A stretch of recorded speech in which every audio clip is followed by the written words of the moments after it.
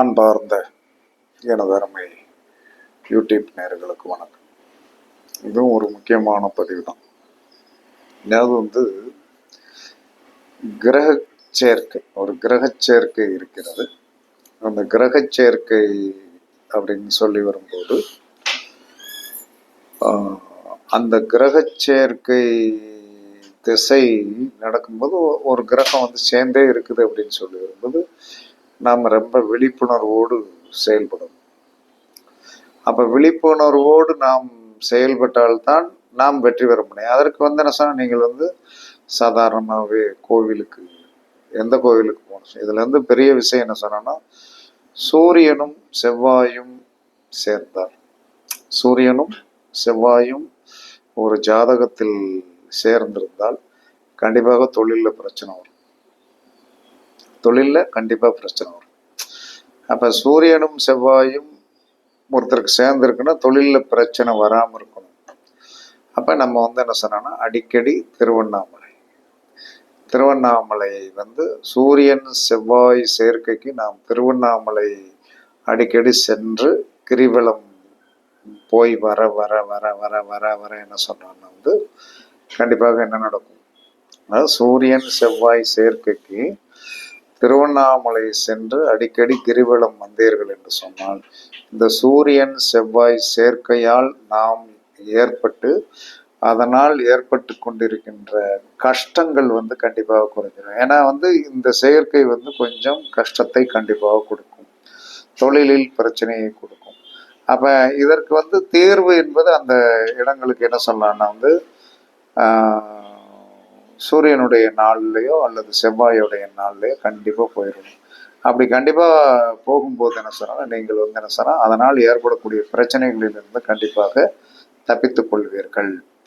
அதற்கடுத்து சூரியன் சந்திரன் சேர்க்கை இருக்கு. அமாவாசை தோஷத்தில் போய் பிறந்துட்டேன் சார், என்ன சார் பண்ணுறது அப்படின்னா, அமாவாசை தோஷத்தில் போய் பிறந்திருந்தீங்கன்னா என்ன சொன்னான்னா, கண்டிப்பாக அந்த சூரியனும் சந்திரனும் சேர்ந்து அமாவாசை நாள் வருகின்றன்று. அமாவாசை நாள் எப்பெல்லாம் அமாவாசை வருகிறதோ அந்த அமாவாசை நாள் வருகின்றன்று நீங்கள் ராமேஸ்வரம் சென்று சொன்னால் வழிபாடு செய்து வந்தீர்கள் என்று சொன்னால், சூரியன் சந்திரன் சேர்க்கையுடைய அமாவாசை தோஷம் கண்டிப்பாக உங்களுக்கு சரியா போயிடும். பிரச்சனை தன்மைகள் வராது. இதை நம்மளுடைய காலங்காலமாக இது அங்கே இருக்கிறது. இந்த செயற்கைக்கு நம்ம எந்த கோயிலுக்கு வழிபாடு பண்ணணும் அப்படிங்கிறத நீங்கள் தெரிந்து வைத்திருந்தாலே அங்கே போய் வர வர வர வர வர வர வர வர என்ன நடக்கும், கர்மா குறைஞ்சு போயிடும். இவ்வளவுதான். அதற்கடுத்து சூரியனும் புதனும்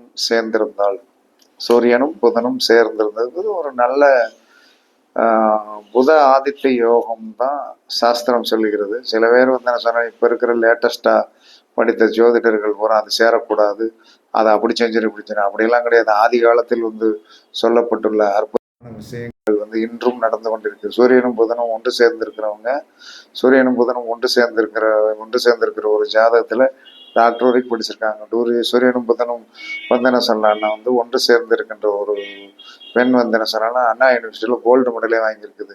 ஆனால் இப்ப வந்திருக்கிற தற்கொலைகளை பூரா என்ன சொன்னா, அதை என்ன சொல்றான்னா ஜோதிடத்தையே அவங்களே பாக்குறாங்க, அதுல 10 ரூபா சம்பாதிக்கிறாங்க. ஆனா ஜோதிடத்தை குறை சொல்றான். என்ன இது அப்படிங்கிறது எங்களுக்கெல்லாம் புரியவே இல்லை. இருந்தாலும் என்ன சார், அவர்கள் இறைவன் தான் பார்த்துக்கொள்ளணும், நம்மெல்லாம் பார்த்துக்கொள்ள முடியாது. அப்ப சூரியன் புதன் சேர்க்கை காஞ்சிபுரத்தில் இருக்கிற ஏகாம்பரேஸ்வரர் வழிபாடு பண்ணுவது நல்லது, கண்டிப்பா நல்லது. அதற்கடுத்து சூரியன் வியாழன் சேர்க்கை, சூரியன் குரு சேர்க்கை ஒரு நல்ல ஆதிபத்தியம் உடையது. அதனால் ஏற்படக்கூடிய சின்ன இடர்பாடுகளோ சங்கடங்களோ பிரச்சனைகளோ தன்மைகளோ நம்மளை தாக்காமல் இருக்க வேண்டும் என்று சொன்னால் சிதம்பரம் சென்று வழிபாடு பண்ணி வருவது மிக மிக சிறப்பு. சூரியன் குரு சேர்க்கை ஒரு நல்ல யோகத்தை கொடுக்கும். சூரியன் குரு சேர்க்கை என்ன சொன்னா நல்ல யோகத்தை கண்டிப்பாக கொடுக்கும். அதனால சிதம்பரம் சென்று வருவது மிக மிக சால சிறந்தது. அதுக்கடுத்து சூரியன் சுக்கிரன் சேர்ந்து, ஒருத்தருக்கு சூரிய தசை ஓடுது ஆனா சுக்கிரன் சேர்ந்திருக்கார், அந்த காலத்துல தான் கல்யாணம் முடிக்கணும். என்ன பண்ணுவீங்க? அப்ப எல்லாரும் என்ன சொல்லுவாங்க தெரியுமா, சூரிய திசையில் கல்யாணம் முடிக்க கூடாது அப்படின்னா. அப்போ சூரிய திசையில் வந்து கல்யாணம் முடிக்க வேண்டிய வயசு வந்துருச்சு. அப்போ என்ன செய்யறது? இந்த 6 வருஷம் வந்து அவர் எப்படி வந்து காலத்தை கடத்துவது அப்படின்னா, அப்படியெல்லாம் கிடையாது. பகல் பிறப்பு இரவு பிறப்பு அப்படின்னு ஒன்று இருக்குது. இருந்தாலும் சூரியனும் சுக்கிரனும் ஒரு ஜாதகத்தில் சேர்ந்திருந்தால் திருவானைக்காவல் சென்று வந்து என்ன சொல்றான்னா வந்து ஞாயிற்றுக்கிழமை சுக்கிர ஓரையிலையோ அல்லது வெள்ளிக்கிழமை சூரிய ஓரையிலையோ வழிபாடை பிடிச்சிட்டீங்கன்னு வைங்க, 6 வருஷ திசை திருமண பந்தத்தை பாதிக்காது. சூரியனும் சுக்கிரனும் ஒன்று சேர்ந்திருந்து திருமணம் பண்ண வேண்டிய ஒரு சூழ்நிலை ஏற்பட்டு விட்டது. நான் கல்யாணம் முடிச்சு வந்து முதலில் போக வேண்டியது திருவானைக்காவல் தான். போய் நாள் தங்கியிருந்து மறுநாள் வந்து என்ன சொன்னான்னா வந்து அம்மனுக்கு வந்து என்ன சொன்னான்னா வந்து ஒரு பட்டு சேலை எடுத்து சாத்தி வந்து விட்டீர்கள் என்று சொன்னால் கல்யாண வாழ்க்கை ஜாம் ஜாம் ஜாம் இருக்கும். அதற்காக தான் இந்த கோயில்கள் எல்லாம் கட்டி வச்சாங்க. சும்மா விளையாட்டுக்கு யாரும் கட்டி வைக்கல. அப்ப சூரியனும் சனியும் சேர்ந்திருந்தால் கண்டிப்பாக வந்து என்ன சொன்னா காளகஸ்தி போயிட்டு வரும். காளகஸ்தி போவது சூரியனும் சனியும் சேர்ந்திருந்து ஒரு திசையோ ஒரு புத்தியோ ஒரு அந்தரங்களோ நடக்கும்போது வந்து சில பிரச்சனைகள் வந்து தகப்பனாருக்கு ஏற்படலாம் அல்லது தொழிலில் பிரச்சனை ஏற்படலாம். அப்ப என்ன சொல்லலாம், காளகஸ்தி சென்று வழிபாடு பண்ணி விட்டு வந்தீர்கள் என்று ஒரு ட்ரையல் கண்டிப்பா போனா அதுல ஒரு மாற்றம் வந்து கண்டிப்பா வரும். அப்ப எல்லா பிரச்சனைகளுக்குமே வந்து என்ன சொன்னா தீர்வு என்பது இல்லாமலாம் கிடையாது. அந்த தீர்வை வந்து நம்ம வந்து என்ன சொன்னோம்னா செயல்படுத்தணும்.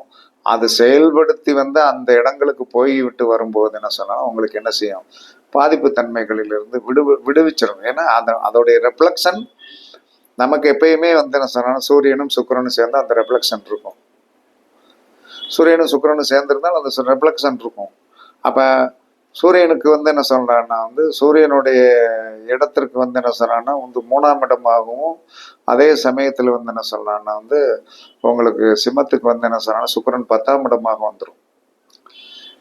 சிம்மம் கன்னி துலாம் அங்க வந்து என்ன சொல்றான்னா வந்து கரெக்டா வந்து 10ஆம் இடமா வந்துடும். அப்ப 10ஆம் இடமாக வந்துடும் அப்படின்னு சொல்லி வரும்போது ஒரு விதத்தில் 3 குடையவனாகவும் வர்றாரு, 10 குடையவனாகவும் வர்றாரு. அப்ப என்ன சொல்றான்னா வந்து கர்மாக்கள் நடந்துடக்கூடாது. அப்ப கர்மாக்கள் நடந்துடக்கூடாது. யாருக்கு கர்மாக்கள் நடந்துடக்கூடாது அப்படின்னா மனைவி வழியில் கர்மாக்கள் நடந்துடக்கூடாது.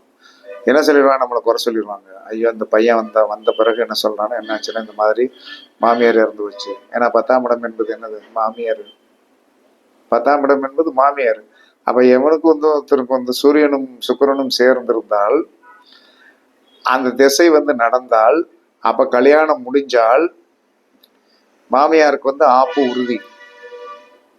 உறுதியா மாமியாருக்கு ஆப்பு உறுதி. அதுல மாற்றலாம் கிடையாது. அப்ப அந்த அம்மாவுடைய கர்மா நம்ம போன பிறகு நடந்தா அந்த கர்மாவுக்கு பாத்தியதை நம்ம தானே. அப்ப அந்த கர்மாவுக்கு பாத்தியதை நம்ம அப்படிங்கும்போது இந்த திருவானைக்காலைக்கு காவலுக்கு போய் வஸ்திர தானம் வந்து என்ன சொன்னா அகிலாண்டேஸ்வரிக்கு, திருவானைக்காவலில் வந்து இருக்கிற அகிலாண்டேஸ்வரின்னு நினைக்கிறேன், அகிலாண்டேஸ்வரிக்கு நீங்கள் வஸ்திர தானம் பண்ணினீர்கள் என்று சொன்னால் உங்களுடைய மாமியார் தப்பித்துக் கொள்வாள். ஏன்னா உங்களுக்கு பேர் வேலை பார்க்கறதுக்கு ஆள் வேணும் இல்லையா. இது பெண்ணாக இருந்தாலும் என்ன சொன்னான்னா சூரிய திசையில சுக்கிரன் அப்படின்னு சொல்லி வரும்போது அங்க மாமியார் அங்க வந்து என்ன சொன்ன பாதிப்பு தன்மைகள் வரும். அப்ப நம்ம இதெல்லாம் வந்து ஒவ்வொன்றையும் சின்ன சின்ன கணக்கெடுக்கணும். சூரியன் செவ்வாய் தொழிலில் பிரச்சனை, சூரியனும் சந்திரனும் மந்தத்தன்மையை கொடுத்துரும். அமாவாசை தோஷம் என்பது பூர்வீக சொத்தை அழிச்சிடும். சூரியன் புதன் யோகத்தை கொடுக்கும், சூரியன் குரு யோகத்தை கொடுக்கும், சூரியன் சுக்கிரன் கொஞ்சம் அவயோகத்தை கொடுக்கும், சூரியன் சனி மோசமான அவயோகத்தை கொடுக்கும். அதுக்கெல்லாம் நீங்க வந்து இந்த மாதிரி வந்து கோவில்களுக்கு போய் வந்து அந்த திசை முடிகின்ற வரை வந்து ஒரு 6 மாசத்துக்கு ஒருக்கு கண்டிப்பா போகணும். அவனை மாட்டுக்கு வந்து 6 மாசத்துக்கு இருக்கனாலும் போகாம இருந்தக்கூடாது. ஒரு வருஷம் அப்படியே வந்து மறந்துடுவாங்க. ஏன்னா ஒரு பிரச்சனையை வந்து என்ன சொன்ன எடுத்துக்கொண்டோம் என்று சொன்னால் அதை வந்து என்ன சொன்ன நம்ம வந்து பாதிப்பு தன்மை இல்லாமல் நடத்த வேண்டும் என்று சொன்னால் கண்டிப்பாக இந்த ஸ்தலங்களுக்கெல்லாம் போங்க.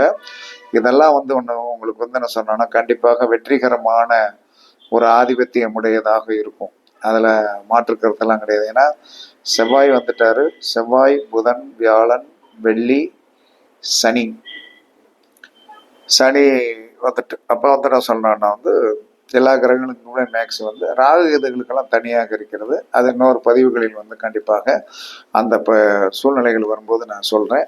அப்போ இந்த இணைவு வந்து ரொம்ப முக்கியமானது. இதை பரிசித்து பாருங்கள். கண்டிப்பாக உங்கள் ஜாதகத்தில் இருந்தால் இது ஸ்டாண்டர்டாக இருந்தாலும் அந்த திசை வந்தாலும் வராவிட்டாலும் நீங்கள் கண்டிப்பாக இதில் வந்து என்ன சொன்னா வந்து நீங்கள் இந்த கோவில்களுக்கு போய் வருவது உங்களுக்கு பாதிப்பு தன்மை இல்லாமல் இருக்கும் என்று கூறி உங்களிடமிருந்து விடைபெறுவது சிப்பிப்பாறை ஜோதிடர் சாதி ராகவன் ஜெயபாலாஜி.